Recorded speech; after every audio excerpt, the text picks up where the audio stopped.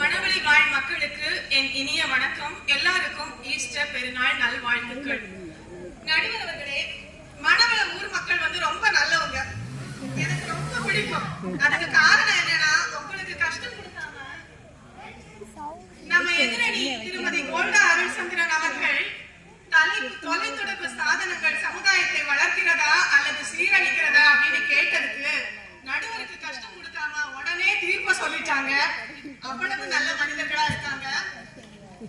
நடுவர் அவர்களுக்கும் என்னோடு பேச வந்திருக்கும் அத்தனை பேருக்கும் வணக்கம் சொல்லி என்னுடைய உரையை ஆரம்பிக்கிறேன்.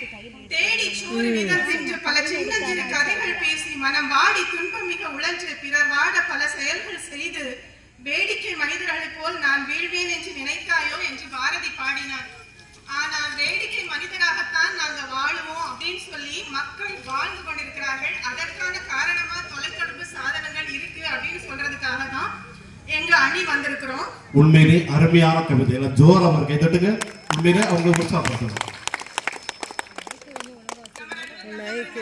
பாரதியோட கவிதையை கூறுறதுக்கு அதிகமா யோசிச்சேன். முதல் உற்சாகத்தை தந்திருக்கிறார்.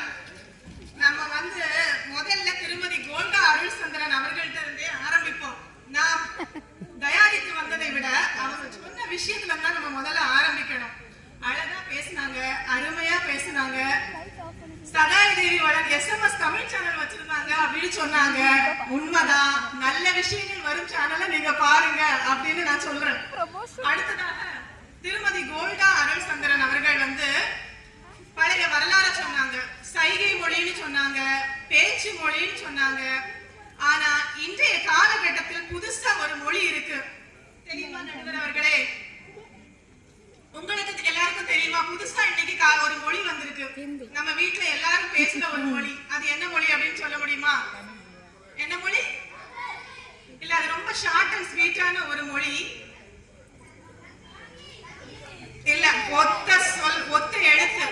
இன்னைக்கு நம்ம வீட்டுல பாத்தீங்கன்னா ஒரு கணவனோ மனைவியோ அப்பாவோ அம்மாவோ பேசிட்டு இருக்காங்கன்னு வச்சுக்கோங்க. ஒரு புருஷன் பொண்டாட்டி பேசிட்டு இருக்கும் போது நம்ம மொழி பொண்டாட்டி பேசிக்கிட்டே இருப்பா. புருஷன்கிட்ட இருந்து வர்ற ஒத்த பதில் இதுதான் இருக்கும். இது என் வீட்டுல இல்ல, உங்க அத்தனை பேர் வீட்டுல இருக்கும். உண்மைங்கிறவங்க கையை தூக்குங்க, இல்ல கையை தட்டுங்க. நம்ம வீட்டுல மட்டும் இல்ல, இந்த பிரச்சனை எல்லா வீட்டுல இருக்கு.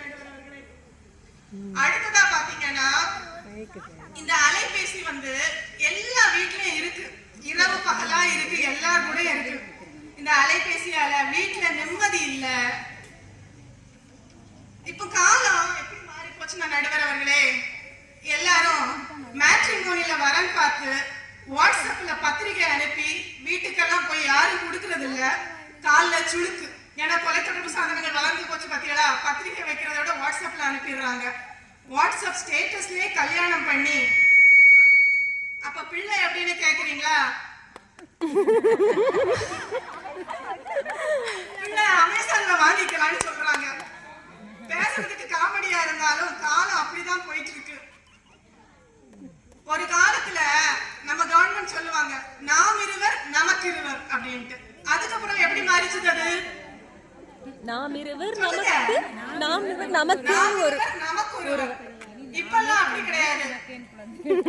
நாம் ஒருவர் நமக்கு ஒரு செல் போதும் அப்படிங்கிற மாதிரி ஆயிப்போச்சு எல்லா வீடுகளிலும். இந்த அம்மாமாருங்க பாவம், புருஷன் தான் ஊன்னு சொல்றான்னு பிள்ளைங்க கிட்டவே பேசுவாங்க. பள்ளிக்கூடத்துல இருந்து வருவாங்க, உன் பரீட்சை நல்லா எழுதுனேன்னு கேட்பாங்க. அவ்வளவுதான் வரும். உண்மைதானா? எல்லார் வீட்லயும் இல்லையா? அவங்க பிள்ளைங்க எல்லாம் நல்லா பேசுவாங்களா? சரி. அதை தாண்டி இந்த பிள்ளைங்க, அந்த காலம் எப்படி இருந்துச்சுன்னா, எங்க அம்மா கிட்ட நான் பள்ளிக்கூடத்துக்கு போயிட்டு வந்தேன்னா எங்க அம்மா டீ போட்டுட்டு இருப்பாங்க. எங்க அந்த அடுக்கலையில ஒரு திண்ணை இருக்கும். ஒரு அரை மணி நேரம் உட்கார்ந்து பேசுவேன். எங்க ஆசிரியர் அடித்ததாக இருக்கலாம், பென்சில் உடனதாக இருக்கலாம், தோழியிடம் சண்டை போட்டதா இருக்கலாம், அத்தனை விஷயங்களும் பேசுவோம். ஆனா இன்னைக்கு நம்ம பிள்ளைங்க வீட்டுக்கு வந்தாங்கன்னா முதல்ல செய்யற வேலை என்ன சொல்லுங்க பார்க்கலாம்? செல்போன். கரெக்ட். இன்னொன்னு எடுப்பாங்க. செல்போன் எடுக்காதவங்க இன்னொரு பொருள் எடுப்பாங்க. அது என்னன்னு சொல்லுங்க? TV remote. இதை எடுப்பாங்க. இப்ப இவங்க எல்லாம் பெரிய ஆளுங்க. நம்ம அப்படியே கொண்டு காஃபியை கையில கொடுக்கணும். அவங்க எல்லாம் ராஜாக்கள். நம்ம இந்த சேவகம் செய்வாங்க தெரியுமா? அந்த மாதிரி மழையில தான் வீசல் இருக்கு.